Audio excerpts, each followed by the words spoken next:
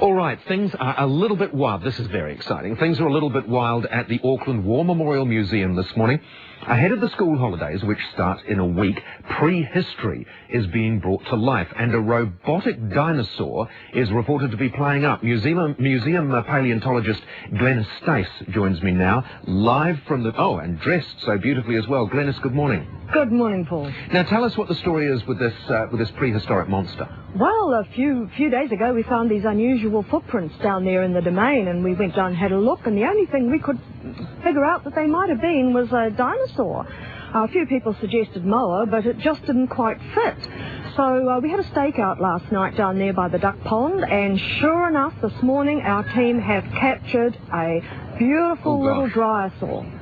He was much more placid, of course, when the bag was over his head. Well, yes, of course, that our animal behaviourist, Jack Crichton, managed to capture it, put the bag over its head. That always calms down wild animals like this. It is a wild animal at the moment, you see. He's going to have to work on it for the next week so that children can come to the museum and see it.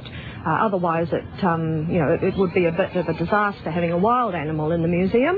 Will it graze on any of the children? No, it's a plant eater.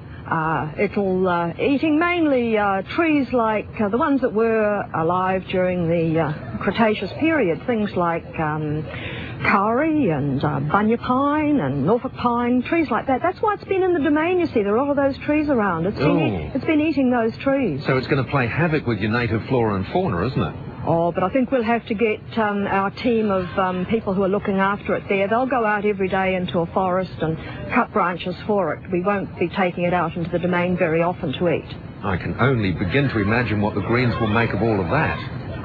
Well, they don't have much choice, really. They wouldn't want to kill an animal, would they? I suppose they don't. Now, during the school holidays, it's a brilliant opportunity, isn't it, for young New Zealanders to come up to the museum and see really what is living history.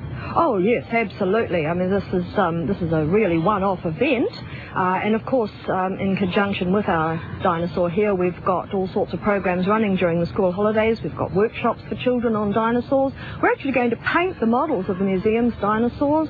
We've got 10-minute activities going on in the Children's Discovery Centre, all sorts of things. And, of course, our dryosaur. That's the type of dinosaur she is, by the way. Yes. And we think she's a female. Our dryosaur will be making a daily appearance twice a day, I think, in the Origins Gallery. So the children will be able to get quite up close and personal with her. Not touching, of course. I mean, wouldn't a paleontologist instantly know whether it was a female or a male? Well, dinosaurs are not quite that obvious. No, you have to be a little bit more careful. It's not like a horse or a cow. Is there an opportunity to sell bags of guano or not? Well, we're going to contribute that to the zoo so that they can make it up with their zoo-do. Very, very good answer. Glenys, I thank you very much for joining us. Glenys Stace, paleontologist at the zoo. Real pleasure. At the museum. Yes. Real pleasure. Thank you. Exciting morning.